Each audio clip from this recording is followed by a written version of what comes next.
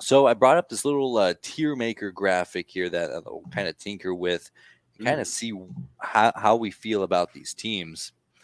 And so at the top tier for Ooh. me, just to get us started, I I kind of think that Texas belongs in their own tier at this point. Going into Tuscaloosa, Mhm. beating up that great Alabama team on the road. I haven't seen anything from any of these other Big 12 teams that can even kind of compare to that. You know, and they've got the most high profile win right now. So, I mean, I can't disagree that they are a playoff contender. I still am tempted to put Kansas State there. We haven't discussed their game at all. And I know they haven't played any big names through the first 2 weeks, but they took care of a solid Troy program this week. I mean, it was not a close game whatsoever. Will Howard is playing great football. That defense looks pretty filthy. They're on that tier. I won't put them in playoff contender yet. I'll agree with you, but they are somebody to keep an eye on. But yeah, Texas clearly, you know, they've definitely solidified themselves a playoff contender. And hey, shout out to the top five this week of the AP poll. Every Power Five conference has at least one team in it. So in an era where it feels like conferences have been, kind of stacking up and way better than others. And yeah, on paper they have the last few years. Been kind of an interesting year that it seems a lot more even across the board, especially on that top half. I think so too, and I think that's when college football is at its best. But you see teams like Georgia and Alabama and Ohio State have to reload at quarterback, reload a lot of talent that they've just been sitting on for the past 2 or 3 seasons. And that gives opportunities like these Pac 12 teams who have just been grinding and building up their programs, or Texas, bringing back 10 stars on offense. I think it's great for college football. But you mentioned Kansas State. I think you're absolutely right. They're right there in that second tier.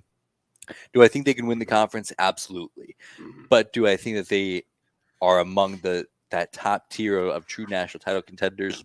Not quite. But you're right. As far as that second tier in the Big 12, I definitely think that they're leading the way. And if I had to pick, a matchup right now in Arlington, it's these two teams right here. Definitely on paper, it would be one that would make sense. And there's, it's a fascinating conference because you look at the dark horses in general, and whether you like it or not, I mean, Oklahoma looks a lot better, at least through 2 weeks, especially on the defensive side of the football. Uh, SMU, really, they were just able to do whatever they wanted defensively in that football game. Also, want to give a shout out to the broadcast team on that game. We had the great, one of our former coworkers, Sean Kenny, outstanding broadcast with the great Ryan Leaf on that broadcast. So just want to give a shout out there. But OU looked really good, and Dylan Gabriel looks a little more comfortable. So I put them as a dark horse as well. And you got to give kind of a tip a hat to it in terms of what they're able to do in that game. And I'm going to throw a third one out there, Brandon. You might think you might not put it on there, but for me personally, I really liked what Kansas did against Illinois on Friday night. And I'm not saying they're kind of on that line of that dark horse are fine, but give them credit where it's due. They really took it to Illinois, a team that was viewed as solid coming into the season. Maybe I say Brett Bielema is a bit of a fraud, but give them credit where it's due. Jalen Daniels looked great. Their offense is really a nice unit, so kudos there. Kansas is pretty tricky. Yeah. Because their offense it might be the best in the conference, and Texas is tough. They can put up points, but Kansas might be right there with them. As far as competing at the top end of the conference in a way that I think Oklahoma and Kansas State can, I don't know if I'm quite there yet. I do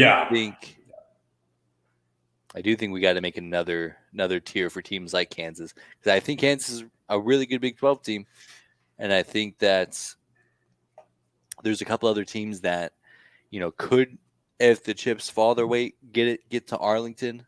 I think Kansas is absolutely one of them. I think there's a lot of teams that really don't have a whole lot of a pathway that we'll talk about here, but I don't think Kansas is that far off. And hey, if they can pick up a win against Oklahoma or Kansas State or Texas, like they've dominated that series over recent memory, I think that that I would be able to give them more of the benefit of the doubt. I would agree with that. No, and I would. And to say they're a dark horse right now, I admittingly might have been just drinking that blue Kool-Aid for one night. But definitely a team that I think can continue to do some potentially damage in general. So, I mean, they looked really good on Friday night. And for a game that a lot of people thought this was a statement game, they were able to make a statement. And I will say I do have one complaint about the current college football system.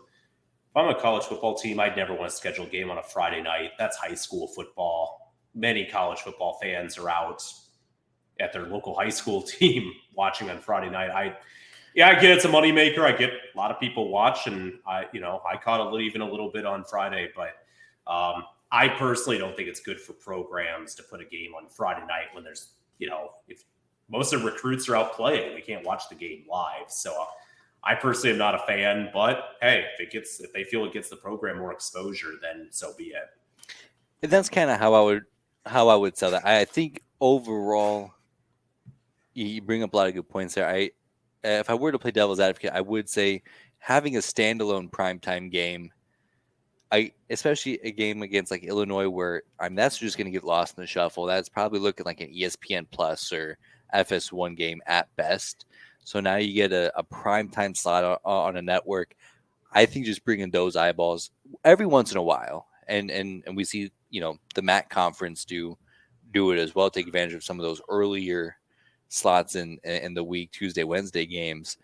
I don't mind it. It does kind of damper a little bit because it does kind of have that. I don't know, not quite. There's something about like a college football morning or a college football afternoon thing that I think you lose with that.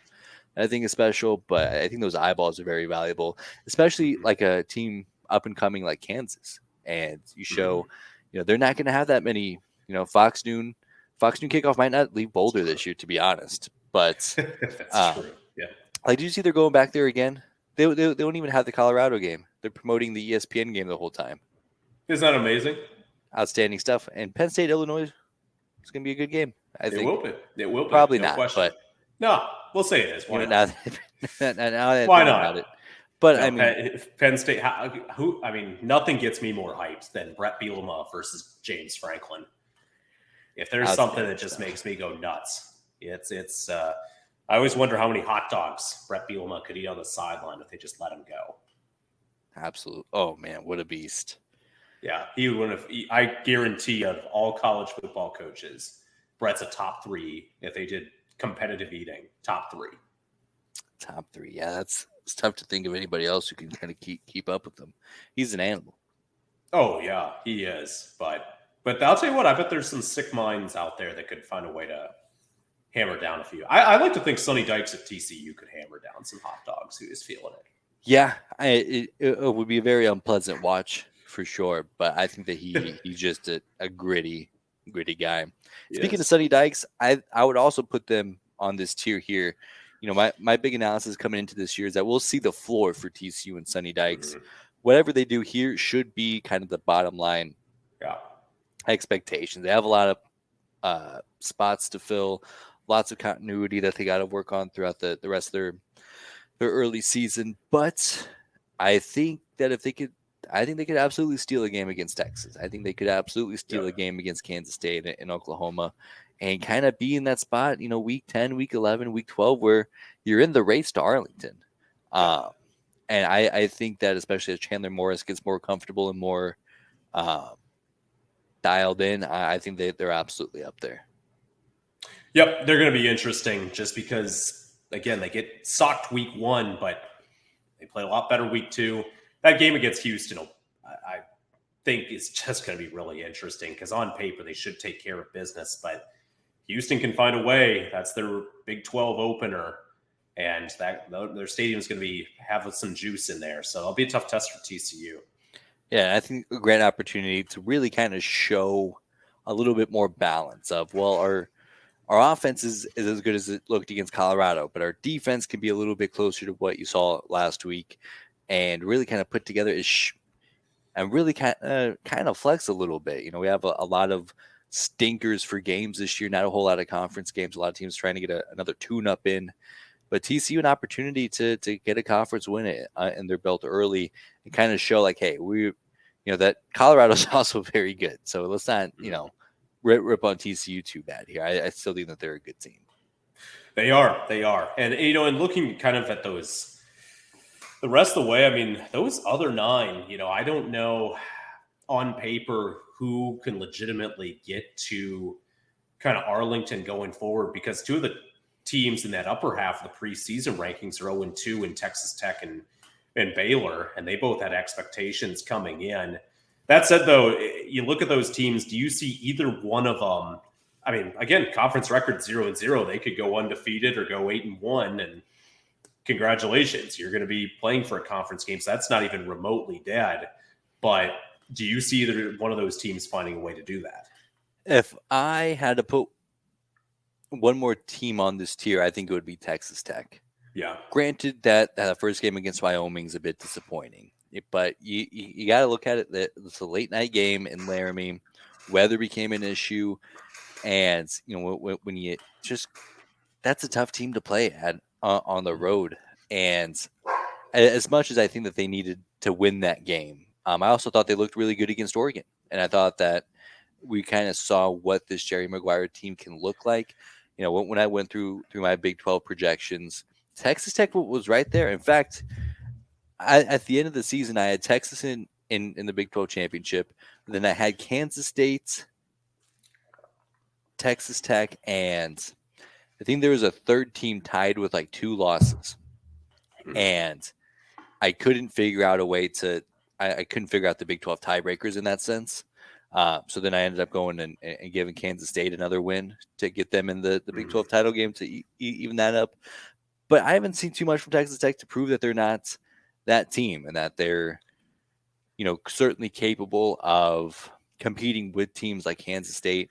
And, I don't know if they're kind of looking at a Big 12 title championship game win, or if, but I think they're a real threat for Arlington for sure.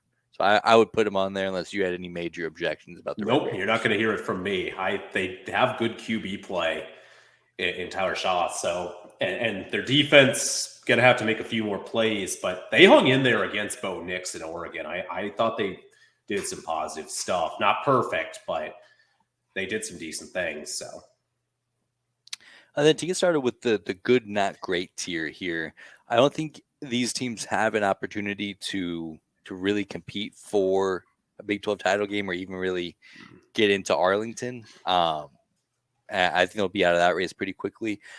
But teams that are going to make bowl games and teams that I think could give some of these teams some troubles, like we talked about earlier this week, fantastic depth throughout this conference. It is. And sorry, Brandon, not to cut you off, but I mean, like, number 1 on this list, and the reason I'm down a game to you right now, let's give those Bearcats some love. Cincinnati, a game we haven't dove into yet. I mean, really nice win at Pittsburgh, a team that has won the ACC title very recently, just a couple of years ago. And for them to go in there and find a way to get it done, give them credit. They looked a lot better than I thought they would. Their defense was outstanding, and Pitt did not look comfortable offensively for the majority of the game. And then they had great ground game throughout the day as well, averaging as a team 5 yards a carry. So give them credit. I think they're, for me, a very easy pick for that good but not great. I don't know if they're making a Big 12 title game, but a team that definitely has impressed me the first 2 weeks. And that's exactly my thoughts. I thought that was low-key a big game here with the new coach. Can you still compete on the Power 5 level? We saw them dominate the Group of 5 over the last couple of years. That really talented team that made the playoff just a couple of years ago. But you lose all those players. You lose Luke Fickell. Can you still bounce back? And of course, once this conference season gets underway, we'll get a better gauge on that. But I think that was a big win. And I think Pittsburgh's a good team. I think a lot of folks are expecting them to win 8-9 games this year. Going on the road and just looking composed. They didn't get great numbers from Emory Jones, just 125 yards, but efficient, 2 touchdowns, found a way to find Pater. Corey Kinner, 153 yards on the ground, really took control of the tempo of that game. So I'm really impressed with them. Yeah, I think that they're definitely the highlight of this next tier, and I think that the team that's also right there with them. A very big if as far as quarterback health goes would be their AAC foe in Central Florida, the Yep. Golden Knights. I thought that they've looked good. John Reese Plumlee, before he got hurt, he looked great. I had someone in my TikTok comments say he's going to win the Heisman. I think that's crazy, but I love the enthusiasm, and I just these two teams feel like if things don't go great, they could sit at 5-7 or 6-6. But if they win some games and UCF will get that underway here this week against defending Big 12 champs Kansas State, we'll pick that game here shortly. I think that they've looked good so far. Yeah, give Central Florida, give them a lot of credit. Down late in the game, go 50 plus yards in kind of a 2-minute drill. And Colton Boomer, he had a boomer to end the game, a 40-yard dart to end Boise State's home opener and chances of winning that. Yeah, Central Florida, give them credit. That Gustavo Malzahn, I mean, he's finding a way to get things done 2-0. And you're dead right. Again, it just a team that I don't know what you're going to get. They're the highest picked team of those 4 new members coming in this year in the Big 12, with it being picked 8th. And give them credit. They've been able to dominate week 1, and then week 2, find a way to get a victory against maybe not a Boise State team that's as good as past Boise State teams, but you make a trip like that and find a way to win is going to always feel good no matter what. So great win for Central Florida. Now, a lot of teams up here that I could absolutely put in both tiers here. So I'll default over to you. Which one of these teams do you think is the next team right around bowl eligibility, and could sneak up and give one of these upper teams some fits? Well, you're giving me like nuclear codes, Brandon. You just have to be careful. You've given them to me, so look out. So, to good, not great, I'm going to put BYU in good, not great. And actually, their matchup this week, I'll be definitely watching. They're at Arkansas this week. And I mean, that'll be an interesting game for them because they were pretty competitive in it last year, just couldn't find a way to get it done at home. But if they find a way to win that game, that team's going bowling. I think then that tells me they can definitely win 3 conference games and take care of that. And their defense has been good so far through 2 weeks. So for me, BYU is somebody that I think has that opportunity to go bowling for sure. Agreed, and I don't have any issue with that. Their defense has looked good. Their offense has gotten out of the gate slowly, but I think that's the exact kind of game that can go into Fayetteville and give the Hogs trouble. I'm real high on the Hogs and KJ Jefferson. Rocket Sanders is out in that game, isn't he? Yeah, Rockets got off to a slow start, and yeah, he's doubtful. That's tough. So that's I mean, if they can go into Fayetteville and win a game like that, then I mean, the sky's the limit. I think for this program going to the Big 12. But I can also see a situation where KJ Jefferson just lights them up, finds the vulnerabilities in that defense that haven't quite gotten exposed yet. But that's a huge game, and I think that'll tell us a lot about where this BYU team is here. Yeah. And then I think just to kind of to round that out, I mean, Oklahoma State should still be in good, not great. I know there's some question marks, but I don't view them. I mean, they did beat a Power 5 team on the road by 12, so give them credit where it's due, even if Arizona State's kind of in a sheer rebuild. I put them there. You might disagree, but they're an interesting team. There's no other way to put that. Interesting for sure, and I think as the season goes on and they get their quarterback situation filled out and a little bit more continuity, I think they'll look a lot better. They do look pretty yucky, I'd say, to start off the season, and I would argue that Baylor losing to Utah in the way that they did. Like you mentioned, they kind of they looked like the better team for most of that game with the backup quarterback. So they would almost get that benefit of the doubt to me. If I'm just going strictly on what I've seen this year, and not like any expectations, not anything that I had kind of coming into this season. If I had no idea what these teams look like, I would put Iowa State in this tier. They looked really good against Northern Iowa. They lost by a touchdown to evidently a top 25 team in Iowa. I wouldn't have put them there, but that's why they don't give me an AP vote. But they looked good, and we talked about them on upset alert against UNI. They rolled in that game. And, I certainly think that they have some questions to answer still, but I think they've exceeded my expectations so far this season. I might even argue that they belong in this good, not great tier. Yeah, I they're on the edge for me because based on their defense, their defense would have me have their eyes on Arlington. I think their defense is solid. I mean, they have some good players. They're able to do some good stuff. That offense, though, is just straight yuck. There's just right now it is, and not that they can't improve. They're on the edge for me. I'll default. I'm happy to put them in good, not great. I'm willing to agree with you there.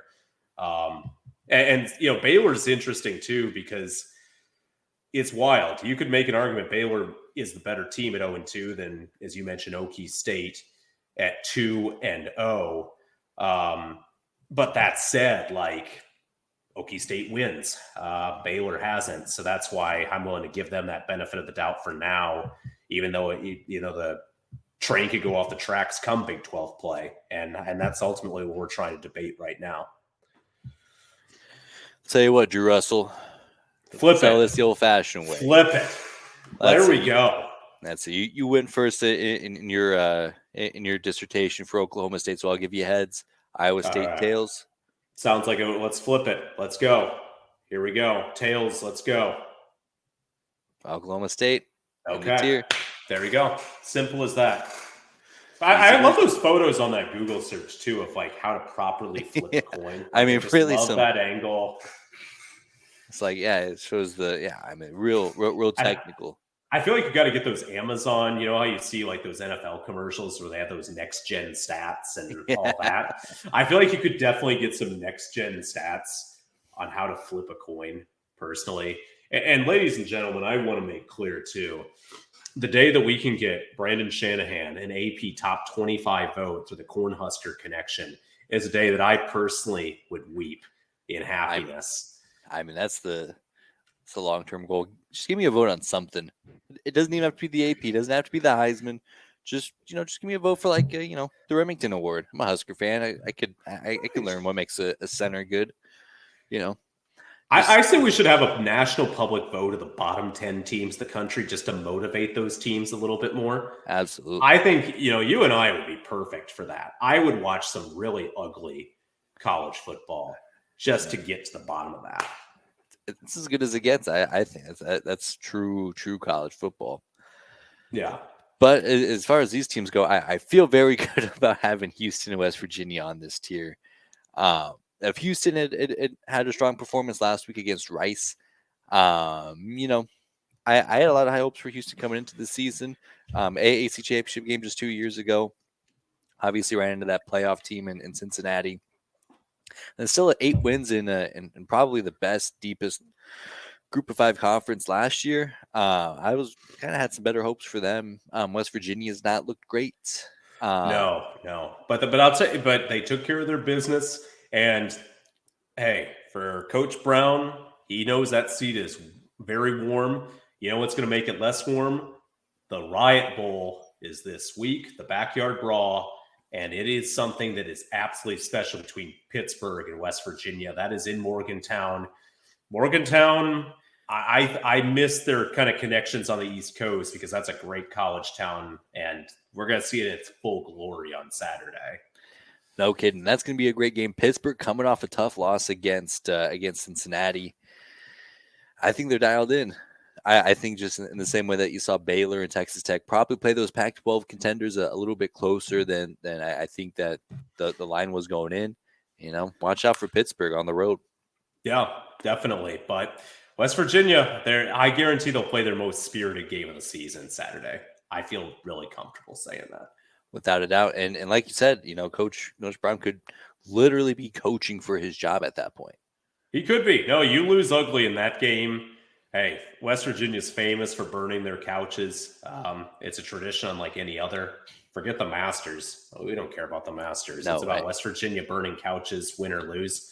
Bad for the environment. Who cares? It's about sending a message. And you have to, they're going to see. That's just a hated rivalry, though. Those are the type of rivalries that make this sport wonderful. So it should be a great, great atmosphere. So I got to say, looking at this tier list as a whole, I kind of dig it. I think we got it right.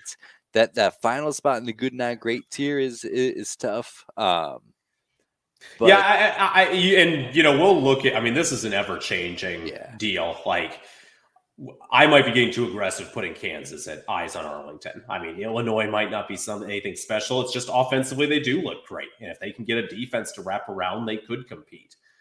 Central Florida is a team I'll keep an eye on too because they're not bad. They've got some positive stuff going on with that program, and I feel like Iowa State and Baylor at Yuck, they both can exit that tier, I think, relatively easily, but they're going to have some defining wins going forward in the coming weeks, and they'll get those opportunities. Yeah, and I think really that the exercise here is that top of the conference. Who's going to win the conference? Who can win the conference? Who should win the conference? Who, in a dark horse kind of situation can cause some trouble, get to Arlington. And I think we got that right. I think Texas obviously they have the talents. It seems like they're putting it together enough to really to where it's their conference to lose. Mm-hmm. Oklahoma, obviously a lot of talent as well. Brent Venables building that program up. Also, real quick, did you see that they had Art Briles on the field in that Oklahoma game? I did see that. Well, his son-in-law had connections, I believe, with OU. Yeah, their offensive coordinator. Yeah, so Art was. Well, I didn't recognize him. Me neither. I really did. I was like, that's Art Briles. Holy cow. He looks a lot different than when he was rolling around putting up 50, 60 a game at Baylor. Yeah, I mean, it's crazy how quickly being the face of disgraceful conduct in college football will age you. It is. He's a man that was part of the game and not necessarily for the good reasons at the very end. But hey, his family lives on. I mean, he's got his son-in-law at OU. He's got his son, actual son at TCU. And so, hey, just because he's out doesn't mean the family tradition can't continue on for generation after generation. That's a great tradition to pass down from generation to generation. I'm glad to see the Briles families thriving. Hey, who isn't? I mean, just nothing but morals and honesty coming from Art himself. So, and still a wild deal. Baylor, I still think kind of got off a little too easy, in my opinion, on that, but to each their own.